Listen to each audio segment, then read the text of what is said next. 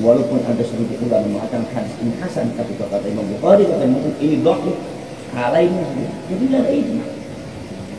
Yang dibenarkan apa? Imam Bukhari, ma'rahul Bukhari, wa ma'rahul Muslim, wa muttafaqun alaih, wa ma'rahul Syaikhan, Bukhari Muslim, wa ma'rahu ala syartil Bukhari wa ala syartil Muslim, wa ala syartil Muslim. Itu yang jadi Bukhari Muslim semua karena tidak ada ijma. Kemudian ijma itu ya, ijma. Lalu Imam Syafi'i itu alim, tapi data Imam Syafi'i itu nasabnya tidak nyambung kan? Imam Syafi'i bukan cucunya Rasulullah, itu data nasab.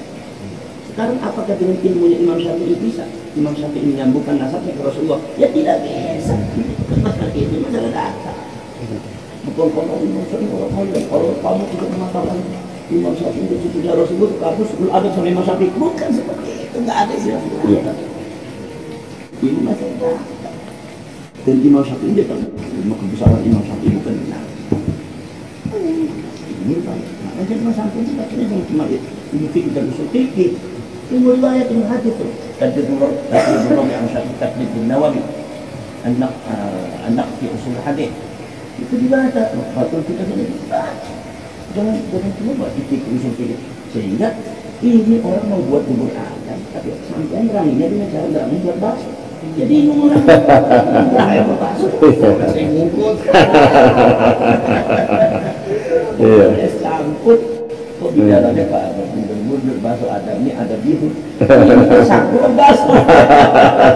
Yang namanya es campur bukan bakso. Jadi dinilainya, cara penilaian itu dengan nilai ilmu bahasa atau ilmu es campur. Terus.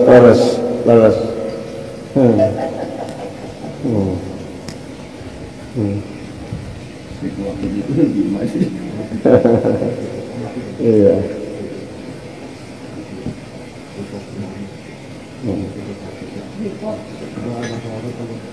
Tangan.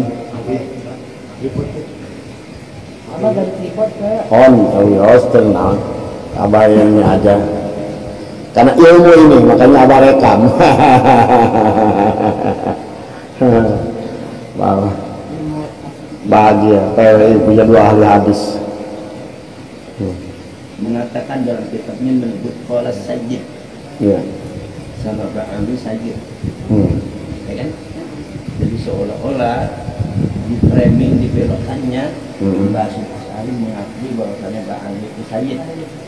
Itu Rasulullah.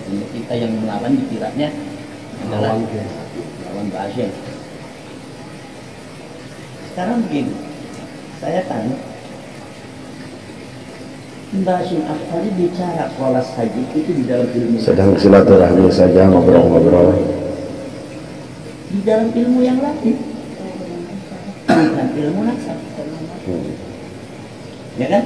Ilmu fikih, ilmu nasihat, tasawuf, akhlak, qala Sayyid. Ya kan? Bukan ilmu nasab. Jadi kalau dikatakan isbat nasab, ya salah. Nomor 2, adakah bukunya Mbak Asy'ari yang melarang tentang masalah nasab, khususnya nasabnya Pak Ang? Tidak ditemukan. Kakak saya pulang ke rumah saya. Tidak punya buku nasab. Kita berada sama saya. Ambil coklat papi. Tidak. Ambil coklat keluar papi. Kenapa tidak ada? Dengan segala kelebihan Mbak Asy'ari dan kelebihan bahasa yang sangat jelas, beliau itu belum sempat mengkaji nasab, khususnya nasabnya Pak Ang. Kenapa? Satu, ada dalam keadaan perang. Nomor 2, akses untuk mendapatkan kitab dan literatur sangat sulit karena belum musim internet. Mungkin ada kitab belum dicetak, mungkin dicetak tapi diaksesnya susah. Apalagi manuskrip yang ada di Maghrib, di Maroko, yang di Maroko, di Jordan, yang bisa kita akses di Pakistan sekarang. Itu zaman yang baru belum bisa, belum ada internet. Haji saja 3 bulan. Itu haji, ini Mekah, ini Tunisia. Ya kan? Maghrib di sini di Mekah saja 3 bulan. Gimana kalau di Jordan? Di Jordan balik lagi ke sana. Berapa bulan? Waktunya banyak, biaya tidak ada, kesempatan untuk karena zaman tidak ada. akses fasilitas belum ada. Jadi kita maklumi kalau mereka semua itu belum ada kajian tentang masalah Ba'ali karena memang literaturnya tidak ada. Maka literatur yang datang di dalam Indonesia ketika itu di NU khususnya satu literatur masalah fikih, makanya Bukhyatul Mustarsyidin pun masuk, padahal di bawah di belakangnya ada dokter Ba'ali. Tapi karena ada fikihnya, kita masih belum sultan. Dokter fikih, dokter kitab tasawuf itu banyak ya. Tasawuf fikih kitab tafsir aja nyari jarang barusan ini. Nggak ada. Belum lengkap. Ada tapi belum lengkap. Nah, belum ada kajiannya fikih usul fikih dengan tasawuf kebanyakan di Indonesia. Maka riwayat tempatnya tentang masalah Ba'ali, yaitu dengan menggunakan riwayat fikih, dengan menggunakan riwayat tasawuf, bukan riwayat nas.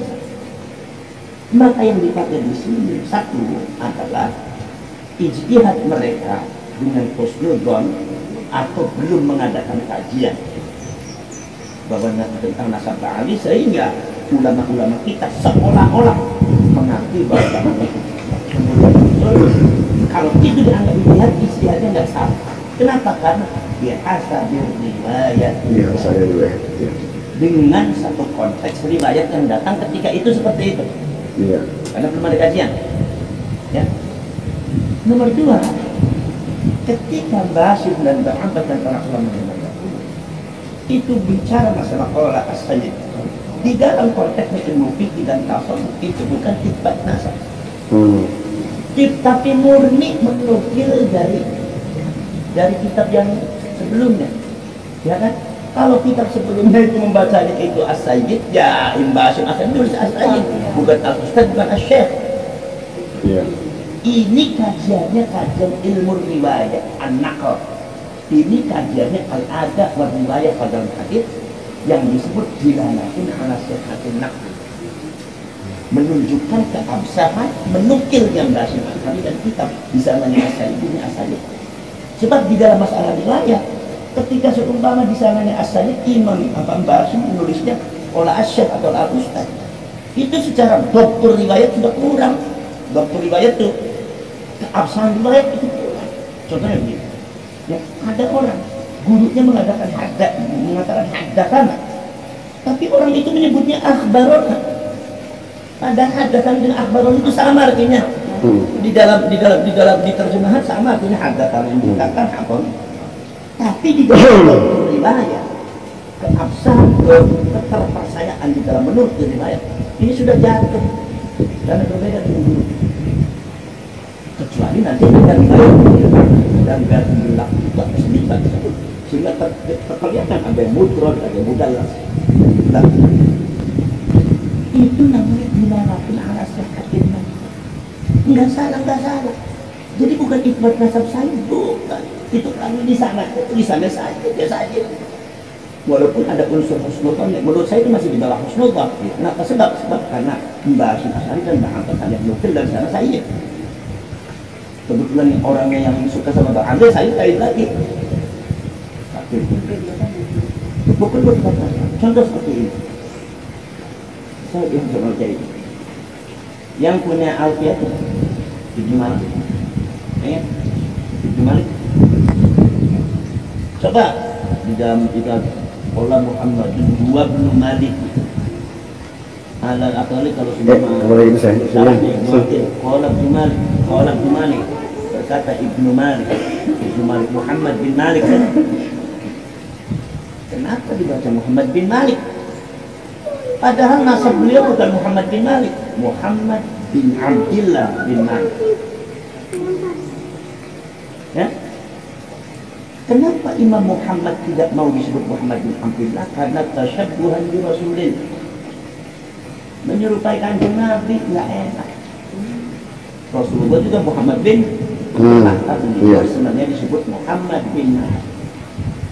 Ketika di literatur tulisnya Qala Ibnu Malik, maka kita juga nulisnya Qala Ibnu Malik. Tidak mungkin Qala Ibnu Abdillah, karena disolongnya seperti itu. Jadi kalau ada orang menulis Imam Muhammad bin Abdillah bin Malik dalam segi nasab, tetapi kita tulis Qala Muhammad bin Malik, nggak salah secara riwayat. Apa sebab? Karena itu yang ada Ibnu Malik, Muhammad bin Malik. Wong di nazarnya juga Qala Muhammadun huwa Ibnu Malik. Itu namanya riwayat. Kenapa? Karena ini bukan persoalan itsbat nasab, lagi naklul riwayat. Ya, naklul riwayat memindahkan riwayat, menukil dari manusia itu. Naklul dia seperti itu. Hurufnya besar yang besar, kapital. Kalau ada CH, ada KH, Khairuddin, Syahiruddin, Hairuddin, kan beda-beda. Itu berdasarkan tulisan. Bukan berarti bahwa ini bahasa Asy'ari nulisnya Khairuddin, berarti yang Syahiruddin itu salah. Ya bukan seperti itu. Bukan itsbat tulisan, bukan. Ini karena bila lebih ala sifat. Ini harus dipahami. Kadang-kadang dia belum nggak ngerti masalah. Betul nggak? Ini bukan masalah ngaruh rasional. Ya. Juga. Kemudian satu. Kok seumpama nggak ada itsbat nasab, tapi kok kalau bahasa Asy'ari itu tahu, kalau bahasa itu bukan kenapa tulis saja. Saya yakin bahasa Asy'ari dengan adanya fenomena dan riwayat yang ada yang datang di bahasa Asy'ari bahwasanya Quran itu bisa saja jadi tulisan. Kalau pun ada yang bukan itu, kalau ada mereka punya dugaan kalau Quran itu saja itu tidak salah. Kenapa? Di hasabil riwayat yang karena riwayat yang datang itu seperti itu, ya kan? Riwayat yang datang ada apa itu bahwa ini ada bakal datang Sayyid Muhammad Saifuddin itu dari Madinah, ya itu sebenarnya Sayyid, tapi dalam pikirannya udah Sayyid berarti hanya Rasulullah. Wajar kan? Wajar. Seperti itu. Ya kan?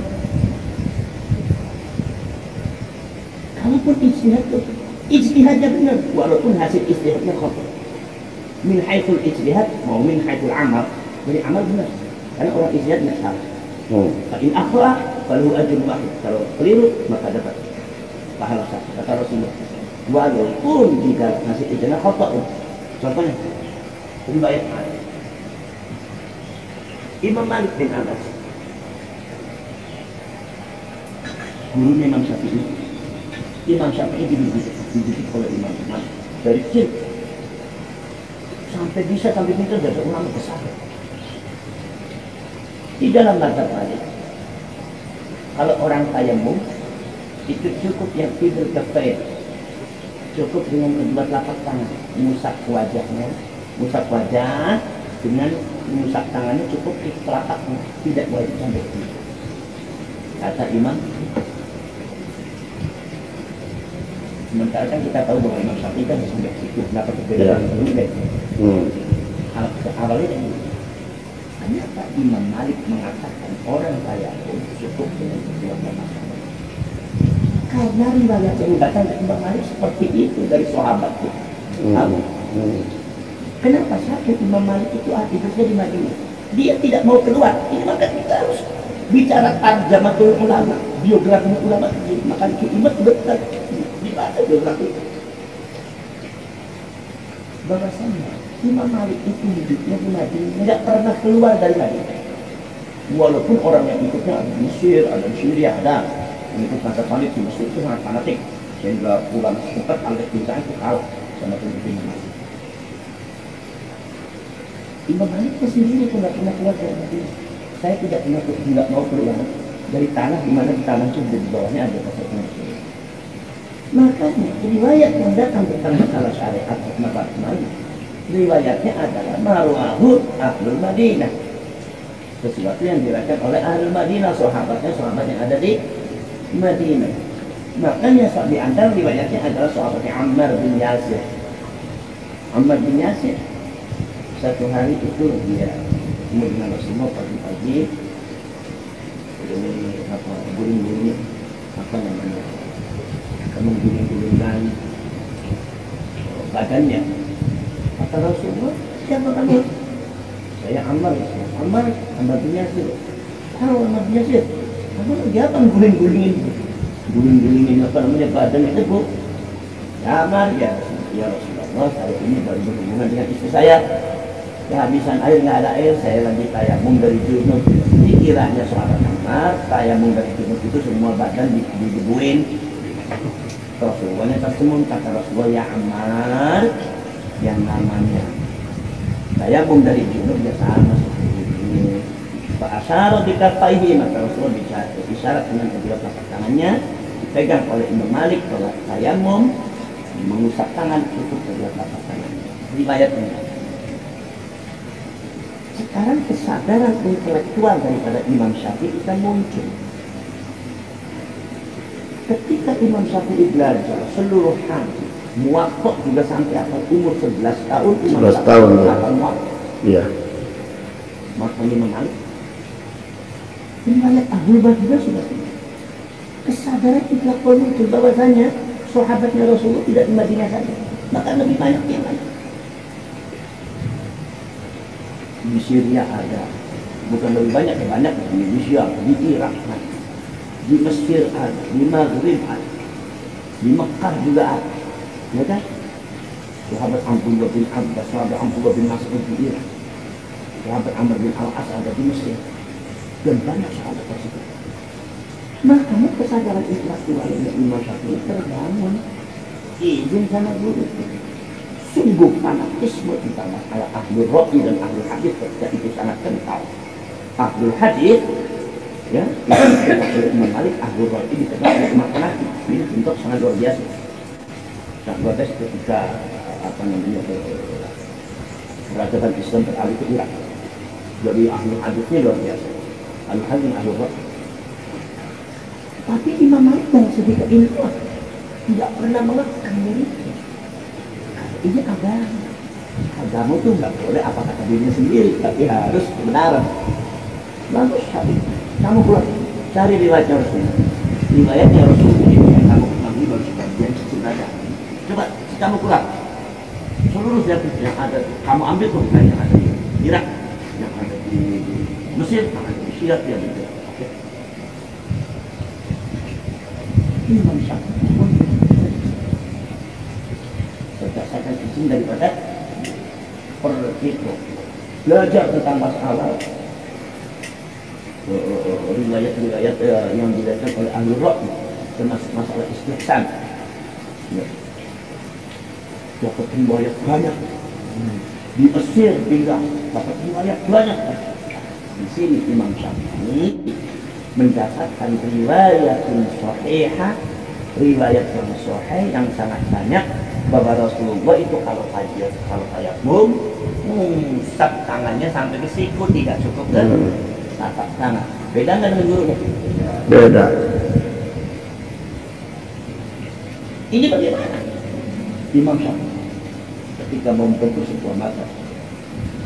Bagaimana kalau seandainya berpegang teguh kepada mau marwal syekh apa yang diriwayatkan oleh guru Imam Ali, hanya yang dipegang adalah telapak tangan, berarti hadisnya Rasulullah ini banyak, lebih banyak daripada yang telapak tangan sampai siku.